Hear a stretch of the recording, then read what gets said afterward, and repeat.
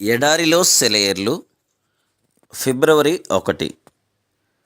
జరిగినది నా వలననే జరిగెను. మొదటి రాజులు 12:24.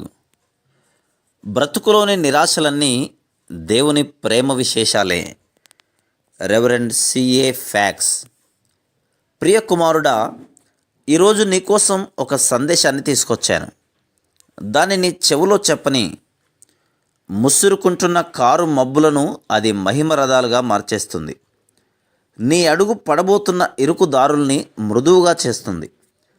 ఈ సందేశంలో 3 మాటలే ఉన్నాయి. దాన్ని నీ అంతరంగంలోకి ఇంకిపోని. నీ తలగడగా అది ఉపయోగపడని.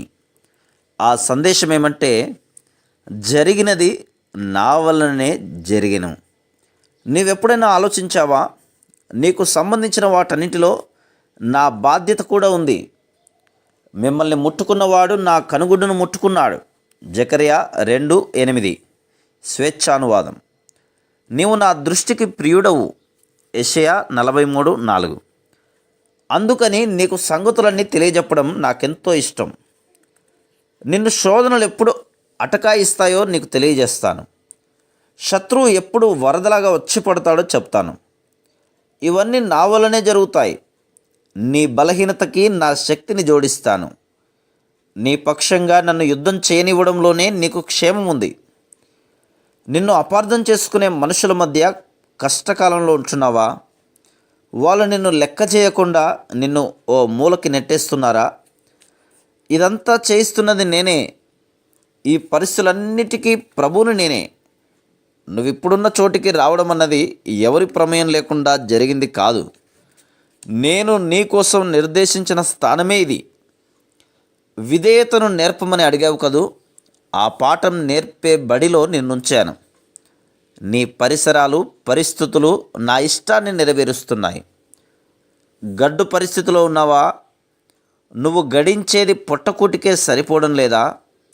ఇదంతా నా వలనే జరుగుతున్నది. నీ మనీ పర్సు నా చేతిలోనే ఉంది. నా మీద ఆధారపడి నా దగ్గర నుండి డబ్బు తీసుకో. నా సంపదకి అంతులేదు. ఫిలిప్పీ 4:19. నా వాగ్దానాలను సొంతం చేసుకో. మీ దేవుడైన యెహోవా యందు మీరు విశ్వాసం ఉంచలేదు. ద్వితీయోపదేశకాండము 1:33 అనే మాట నీ పట్ల నిజం కానివ్వకు. శోకాల చీకటిలో ఉన్నవా? నేనే దానికి కారకుణ్ణి. నేను చింతలెన్నింటినో అనుభవించాను. దుఃఖమంటే ఏమిటో నాకు బాగా తెలుసు. ఇహలోకపు ఆదరణలు నీకు సహాయపడకుండా చేశాను. ఎందుకంటే నా వైపుకు తిరగడం ద్వారా నీకు శాశ్వతమైన ఓదార్పు కలుగుతుంది.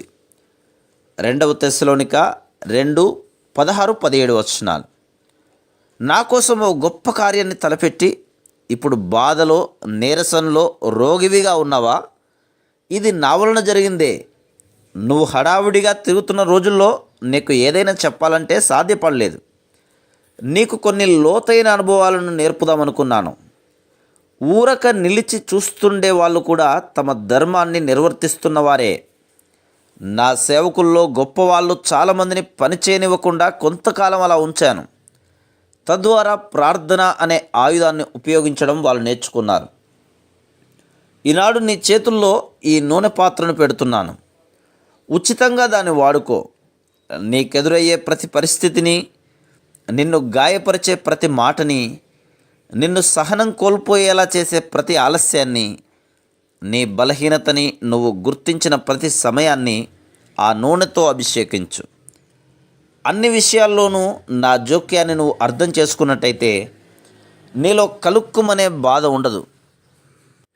ఇది నా వలనే అన్నాడు రక్షకుడు. వంగి నా నుదురు ముద్దు పెట్టుకున్నాడు. నిన్ను ప్రేమిస్తున్నవాడే దీన్ని చేశాడు. నన్ను నమ్మి ఇప్పటికీ ఓపిక పట్టు. నీ అవసరాలు తెలుసు నీ తండ్రికి. నీకు దొరకని వాటి కోసం బాధపడకు. నేను పంపేవే నీకు క్షేమకారకాలు. నీళ్లు నిండిన కళ్ళతో వేడుకున్నాను. ప్రియ ప్రభు, క్షమించు, గ్రహించలేకపోయాను. నేను వెళ్ళే ప్రతి దారిలో నాకంటే ముందు నీ పాదాలు వెళ్ళాయి. నా క్షేమానికి ఇదే సరైంది. అందుకే పాడుతాను, నీ కృప నాకు సరిపోతుంది. నువ్వేర్పరిచినదే నాకు అతి మధురం. Praise the lord.